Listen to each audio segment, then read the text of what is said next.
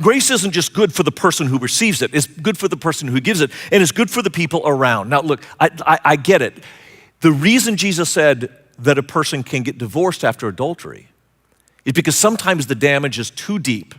The hurt is too extreme to save the marriage. I understand, no judgment here, no judgment here. But please be careful. All of us need to be careful, because at the point that you point to someone else's sin, someone else can point to yours. I could use adultery as an illustration. I could also use gluttony or laziness or anger or bitterness or gossip or slander. All of us need grace. We deserve law. We need grace.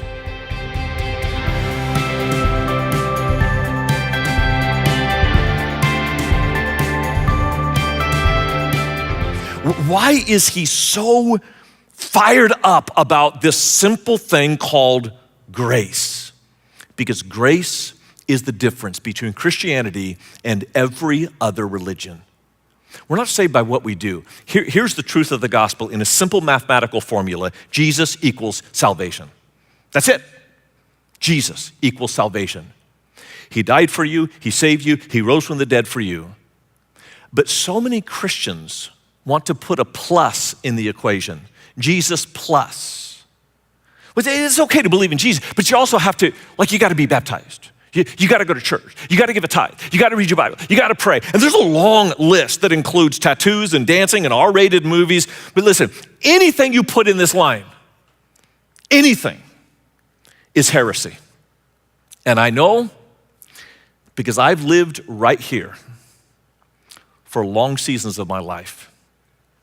I grew up in one of those rule-following churches. And look, I don't want to be critical. They brought me the message of Jesus. I'm grateful for that.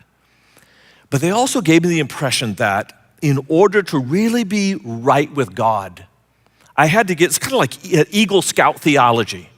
You do a project, you get a badge. You do a project, you get another badge. My chest was full of badges.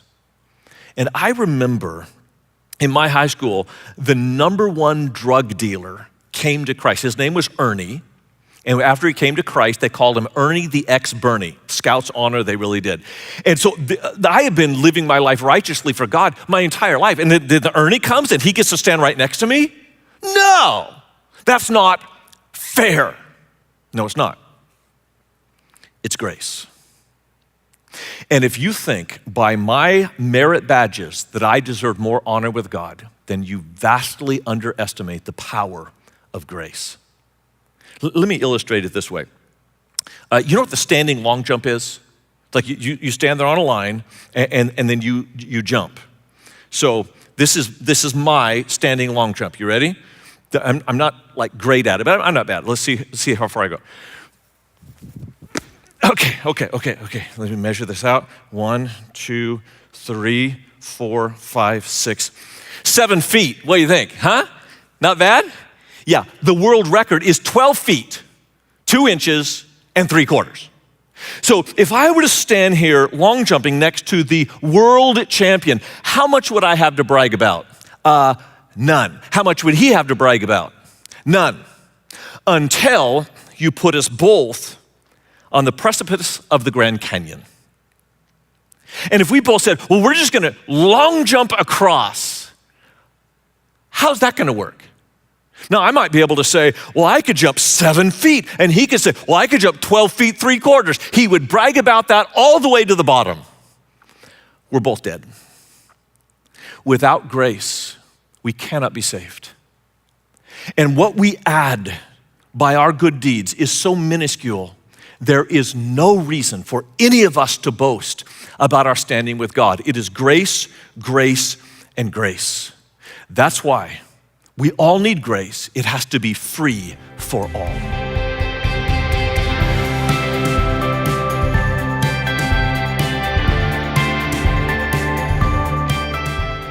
Here's what Paul says in verse 11. When Cephas came to Antioch, I opposed him to his face because he stood condemned. For prior to the coming of certain men from James, he used to eat with the Gentiles. But when they came, he began to withdraw and hold himself aloof, fearing the party of the circumcision. The rest of the Jews joined him in hypocrisy, with the result that even Barnabas of all people, was carried away by their hypocrisy. But when I saw that they were not straightforward about the truth of the gospel, I said to Cephas, that's Peter, in the presence of all, if you, being a Jew, live like the Gentiles and not like the Jews, how can you compel the Gentiles to live like Jews? We are Jews by nature and not sinners from among the Gentiles. Paul's fired up. This is the only fight in the New Testament. And it is a fight that I will go to the mat for. In fact, you are part of a church that will always, always, always fight for grace. Because it matters.